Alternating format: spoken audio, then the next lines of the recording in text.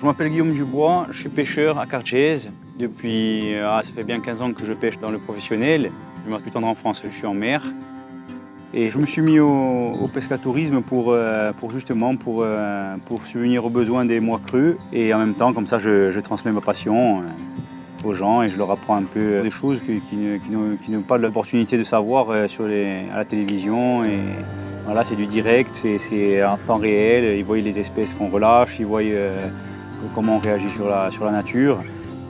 Quand on parle tous les matins, on part très très tôt, justement pour éviter la chaleur après en pleine journée. Des fois on part à 2h, 3h, 4h du matin, on s'adapte à la météo en fait.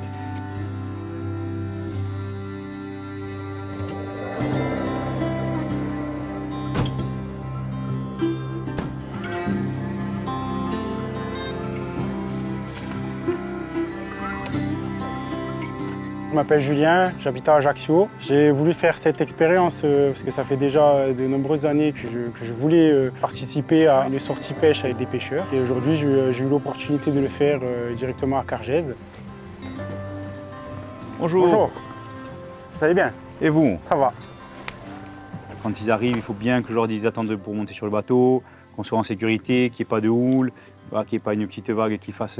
c'est assez dangereux, donc voilà. Une fois qu'ils sont sur le bateau, on les met en zone de sécurité et on est tranquille. Mais avant, voilà, on leur donne un gilet de sauvetage, on leur explique comment ça va marcher la pêche, où on va aller, ce qu'on va pêcher, ce qu'on va faire comme pêche, palangre, nasse, filet. Et on leur dit exactement ce qu'ils doivent faire et ce qu'ils ne doivent pas faire. Alors là, il y a une zone à respecter, au moins pendant le travail. Okay. Là, on va tirer les filets, donc pendant qu'on tire les filets, vous pouvez rester là. Après, dès qu'on a fini de tirer les filets, vous pouvez vous balader sur le bateau, il n'y a pas de problème. Allez, avec plaisir. Allez, on part à Caporos. Ok, parfait. Voilà.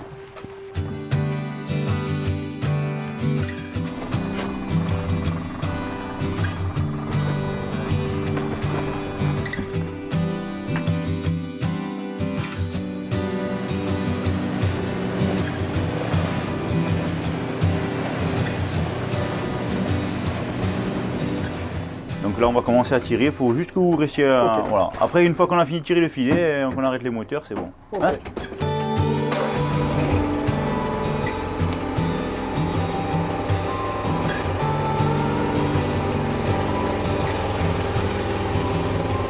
Qu'est-ce que vous êtes en train de pêcher comme type de poisson? Là, on fait essentiellement la langouste. D'accord. On pêche assez profond, donc on les laisse, À combien de mètres à peu près il est le Là, on filet? est à 60 mètres. Donc voilà, on ne cherche pas à frapper les poissons, c'est vraiment que la langouste.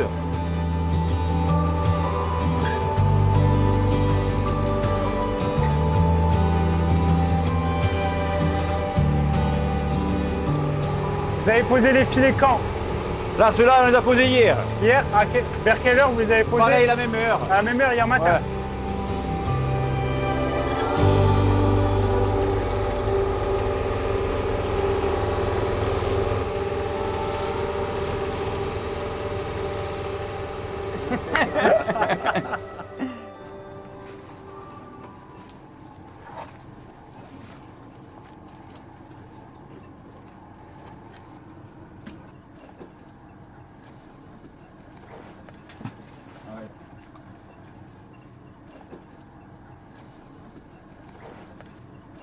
Tiens, elle est sous taille, elle est petite, donc il faut la rejeter.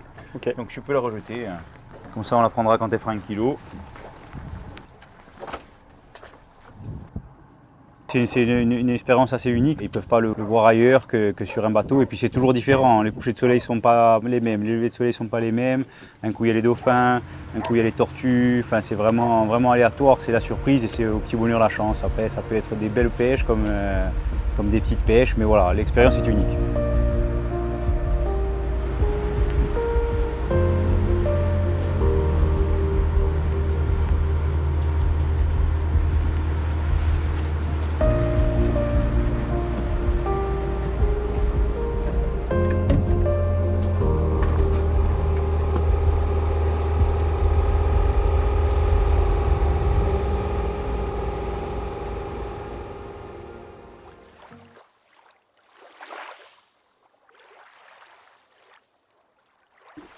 Du coup, ça c'est quoi comme poisson? Ça, c'est un Saint-Pierre. C'est un Saint-Pierre, un beau Saint-Pierre d'ailleurs. Dans cette période, c'est pas fréquent. Ça, c'est plutôt en début de saison, au mois de mai, avril-mai. Là, maintenant, c'est rare. Donc, ça fait plaisir.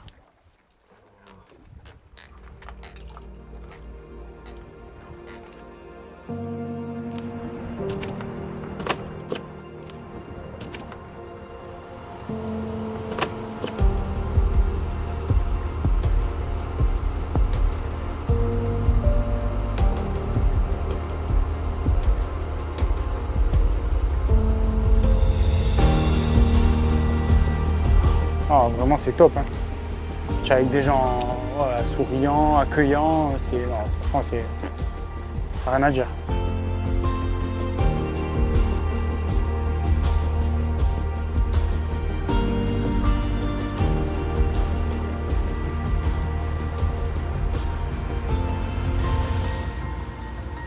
On appelle ça un bistinard en Corse, c'est un filet à langouste. C'est essentiellement pour la langouste. Comme c'est de la grosse maille, on essaie de sélectionner gros poissons et langouste. Là, il y a deux cordes, si tu vois, là, elles sont différentes. Ouais. Ça, c'est une corde qui est avec des flotteurs dedans, intégrés. Et ça, là-dedans, il y a du plomb. Ça fait qu'en fait, quand le filet tombe, le plomb, il reste au fond. C'est la Voilà. bleue qui est au fond et celle-là, Voilà. elle reste... Et celle-là, elle fait flotter Ok, le filet. filet. Voilà, ça, c'est une femelle. Elles ont les petites alvéoles, là, elles sont plus grandes, c'est pour mettre les œufs. D'accord. Et les mâles, ils ont 2 ardillons ici. Tu vois? Ok. Regarde, elles sont plus petites. Et là, tu vois, sur la dernière, c'est une pointe. Et sur la femelle, c'est comme une petite pince. D'accord. Ça, c'est pour oxygéner les œufs. Et elle met les œufs donc en dessous. Et les œufs, elle les garde en dessous. En fait, elle les a dans le ventre, Ouais. dans l'intérieur, et après, elle sort, hop, elle les met en dessous. Ok. C'est une grosse charge de travail au final en fait. Prendre le filet, sortir le filet, ramasser les poissons, démailler. Et après, il y a on tout. pense pas à tout ça. Ça, c'est quand, tout, ça, c'est sur le bateau. Et c'est à compter, voilà, tout ce qui est. Ouais. On a un cahier à remplir. Avec marqué avec tout ce que vous pêchez. voilà, combien de langoustes, le kilo, le nombre de kilos, ce qu'on rejette. Après, c'est en fonction de la grandeur des bateaux. Il y en a, ils doivent le faire tous les jours. Nous, on doit envoyer une fois par mois. D'accord. C'est pas pour surveiller, mais c'est surtout pour les ressources et tout, pour voir un peu si ça diminue.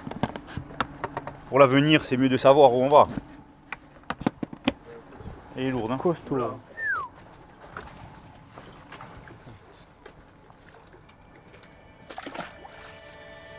Travailler dans un environnement comme on a découvert aujourd'hui avec les dauphins, tous les poissons, toute la faune et la flore qu'on a découvert, c'est vrai que c'était vraiment extraordinaire et d'apprendre ça directement d'un pêcheur qui est du coin et qui nous parle de son pays comme un passionné, ça donne une autre image de la pêche. Vraiment. Ça donne encore plus envie de continuer cette expérience et vraiment de faire cette expérience à 100%.